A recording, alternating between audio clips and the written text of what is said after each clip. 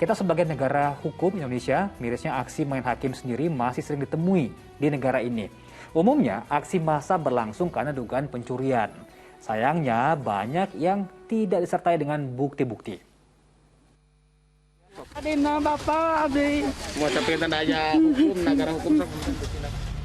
Di kaki Gunung Cikuray inilah, pria berumur 50 tahun di Garut, Jawa Barat tewas dikeroyok oleh 14 orang. Penyebabnya gara-gara ia dituduh mencuri sayur di kebun warga. Bukannya dibawa ke kantor polisi, masa kala itu justru memukuli terduga sampai babak belur dan menguburnya dalam kondisi hidup-hidup. Para tersangka pengeroyok pun harus mempertanggungjawabkan perbuatannya. Mereka diancam hukuman yang berbeda-beda, mulai dari 7 tahun penjara hingga ada yang seumur hidup. Aksi main hakim sendiri juga terjadi di Bangkalan, Jawa Timur saat massa menuduh seorang pria mencuri di desa Rabasan. Amarah yang tak terkontrol membuat massa kali itu mengikat dan membakar terduga sampai ia tewas menjadi arang. Nahasnya dari tangan terduga tak ada barang bukti jika ia mencuri. Sementara itu di Kabupaten Goa, Sulawesi Selatan, seorang pria dituduh mencuri ternak saat ia memasuki hutan Paranglo. Tanpa berpikir panjang, warga yang menuduhnya langsung menganiaya hingga meracuninya sampai meninggal dunia. Karena sudah membunuh korban, keempat pelaku main hakim sendiri itu dijerat polisi dengan pasal berlapis dengan ancaman kurungan 15 tahun penjara. Maraknya kasus main hakim sendiri yang berakibat hilangnya nyawa terduga pelaku ini sangatlah disesali. Seharusnya kondisi itu bisa dicegah jika norma ketahanan sosial tak melemah serta dorongan amarah dalam kelompok bisa teratasi. Ketika main hakim sendiri berada dalam kerumunan, mereka merasa bahwa mereka bisa bersembunyi dari kerumunan yang ada. Nah, ini yang kemudian mendorong orang mungkin secara personal adalah orang-orang yang sebenarnya bersahabat, hangat, lalu tidak sepenuhnya kemudian suka dengan kekerasan dan sebagainya. Tapi ketika berada dalam kerumunan, mereka bisa berubah menjadi orang lain yang kemudian menjadikan ruang untuk main hakim sendiri itu sebagai cara untuk mengekspresikan sesuatu yang misalnya selama ini dipendam atau tidak dibuat nyaman. Sementara itu, selain tokoh masyarakat, aparat penegak hukum juga harus bertindak cepat dan tepat untuk mencegah tindak pidana main hakim sendiri kian memanas. Nah, jadi ketika ada kerumunan terjadi, lalu kemudian ada orang yang mau dipukuli, nah ketika ada polisi lewat, ya, tentara lewat, atau mungkin juga orang-orang berseragam lainnya, contoh misalnya apakah itu jaksa atau petugas Satpol PP juga bisa ya, dan segera kemudian mereka bertindak untuk menjadi orang yang menegakkan ketertiban, maka umumnya masa mendengar, ya. Tentu saja ada yang nggak dengar ya, ada yang terus bablas mukuli gitu ya. Nah, ketika itu tentu saja sudah menjadi satu tanggung jawab pribadi itu dari yang bersangkutan ketika sudah diperingatkan, malah masih terus mukuli. Tapi bagi yang lain yang kemudian lalu, oh iya ya saya salah ya gitu ya. Nah itulah peran daripada public order officer itu. Dan yang paling terpenting sebagai manusia yang berakal, tahanlah diri agar tidak larut dalam emosi sesaat. Berpikir jernihlah dan sadar ada konsekuensi pidana jika kita ikut-ikutan menganiaya bahkan membunuh terduga yang belum terbukti berbuat kriminal. Stop main hakim sendiri. Percayakan kasus hukum kepada kepolisian dan pengadilan.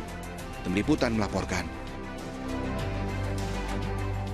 Ya, itu dia. Stop main hakim sendiri. Ini sebenarnya cukup dekat Ustaz ya dengan bagaimana lingkungan di sekitar kita. Kalau ada maling kemudian digebukin secara massal, bahkan ada yang hingga meninggal dunia. Ada pula padahal sebagian dari mereka yang dituduh mencuri belum tentu melakukannya karena tidak ada bukti begitu Ustaz ya.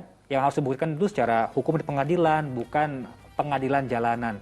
Nah, kita ingin tahu Ustaz, apa pandangan Ustaz terkait dengan fenomena main hakim sendiri ini? Ya, Mas Jimmy, penting untuk mengetahui kenapa main hakim sendiri dilarang oleh agama. Karena main hakim sendiri berarti tindakan barbar, tindakan ya mementingkan diri sendiri, tidak memperhatikan jangka panjang. Karena kan kita tidak tahu duduk persoalannya, apakah fulan benar-benar bersalah ataukah fulan ternyata tidak bersalah. Kalaupun nanti fulan itu bersalah, apakah hukuman itu sesuai atau tidak sesuai? Karena kalau menggunakan hakim sendiri, maka cenderung tidak sesuai, cenderung anarkis, cenderung barbar, dan itu adalah tindakan zalim. Padahal kata Nabi Shallallahu Alaihi Wasallam, la yazlimu ahadukum ahada. Jangan di antara kalian menzalimi sesama kalian. Tindakan main hakim sendiri dikategorikan menzalimi orang lain. Belum tentu tadi salah. Kalaupun salah, belum tentu hukuman itu setimpal. Masya Allah. Dia hanya mengambil dalam tanda kutip meskipun ini salah. Ya sayur, dan itu secara jumlah nilai demikian kecil, tapi harus diganti dengan nyawa yang itu amat sangat mahal. Yang kedua, kenapa main hakim sendiri dilarang? Karena kita juga dituntun oleh agama agar kita memenuhi kaidah-kaidah terbaik. Ada prosedur, tidak serta-merta kita menghukum seseorang. Bahkan Nabi SAW juga menuntun bagaimana ia betul-betul mendengar dari berbagai pihak. Setelah mendengar, kemudian ia menganalisa. Demikian juga para pakar kita undang untuk memahami persoalan tersebut. Barulah diputuskan. Dan keputusan itu juga ada pertimbangan-pertimbangan yang lain. Inilah namanya prosedur hukum. Dalam bahasa agama, sesungguhnya ketika seseorang memenuhi prosedur hukum yang berlaku, dia taat kepada ulil amri yang disampaikan oleh Allah di surat An-Nisa 59. Ati Allah, ati Rasul, wa ulil amri. Bukankah tujuan kita hidup ini dalam keadaan berdampingan, tenang, dan nyaman? Maka kita serahkan kepada pihak yang berwenang. Jangan main hakim sendiri dijadikan sebagai alat pemuasan nafsu. Kadang-kadang emosi, ya tadi disampaikan oleh para pakar, karena ada emosi, tersulut emosi, ya karena tadi ya pertemanan atau jumlahnya banyak, maka tentu apapun kalau berdasarkan emosi tidak ada yang baik.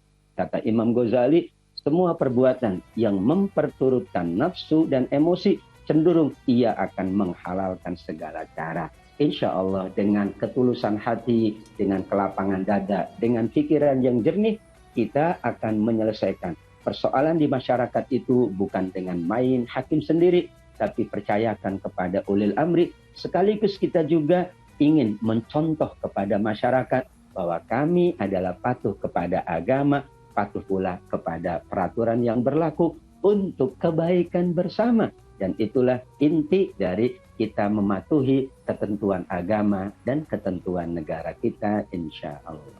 Baik.